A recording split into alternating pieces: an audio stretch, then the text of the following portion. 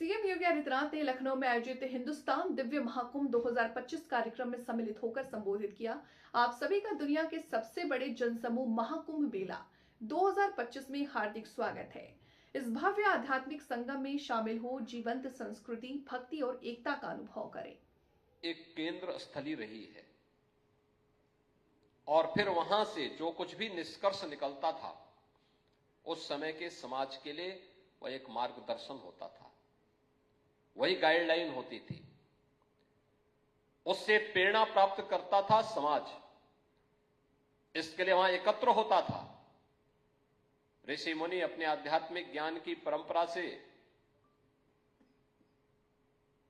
उस समय के श्रद्धालुओं को लाभान्वित करते थे, उन्हें एक मार्गदर्शन देते थे और वही कुंभ की वही परंपरा विस्तार लेते लेते आज इस रूप में आई।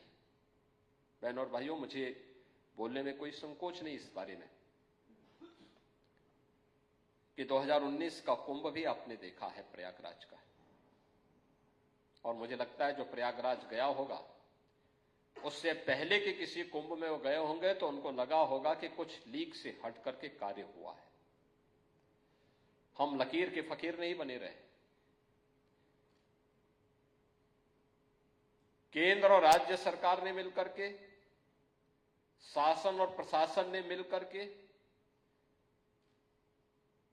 आस्था और आधुनिकता के एक अद्भुत संगम के रूप में प्रयागराज के कुंभ को एक नए प्रतिमान के रूप में स्थापित करने के कार्यक्रम को अपने हाथों में लिया था। परिणाम क्या था? जो कुंभ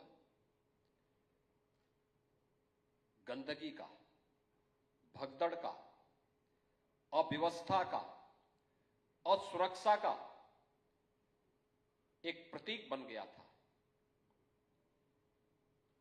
वही प्रयागराज कुंभ उससे हट करके दिव्य और भव्य बना। सुरक्षा, सुव्यवस्था और स्वच्छता का मानक गढ़ा था। स्वच्छता इस कदर कि आदरणीय प्रधानमंत्री जी को भी स्वच्छता कर्मियों के बाद प्रक्षालन करने के लिए स्वयं उन्होंने कहा था कि जिन लोगों ने कोटि कोटि भारतवासियों के आगमन पर स्वच्छ कुंभ को जन्म दिया, वास्तव में वे अभिनंदन के अधिकारी हैं और उनका पाद प्रक्षालन करके उन्हें सम्मान दिया था। यह भारत की विरासत है कि अगर किसी ने कार्य किया है तो उसके प्रति हम कृतज्ञता ज्ञापित करें। और सनातन धर्म से जुड़े हुए इतने बड़े समागम में,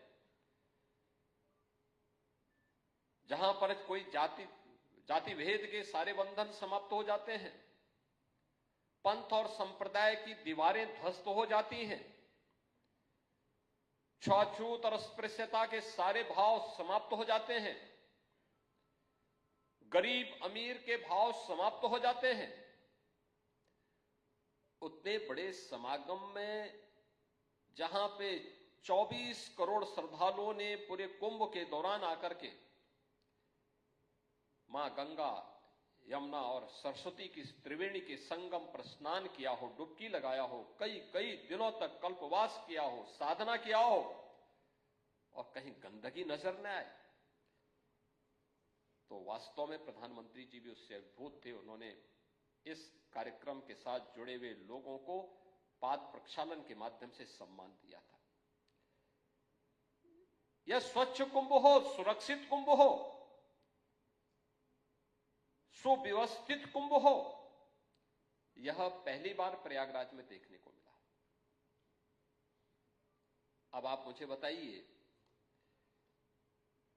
जो लोग भारत का ठेका लेकर के घूमते हैं,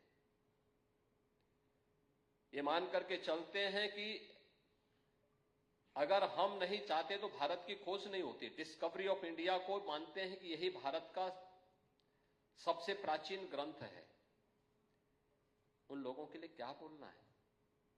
उन लोगों के बारे में आप क्या बोलेंगे? उन लोगों में धैर्य नहीं, और इसलिए भारत की विरासत के प्रति कोई भी बोलेगा तो उसको धौंस दिखाएंगे।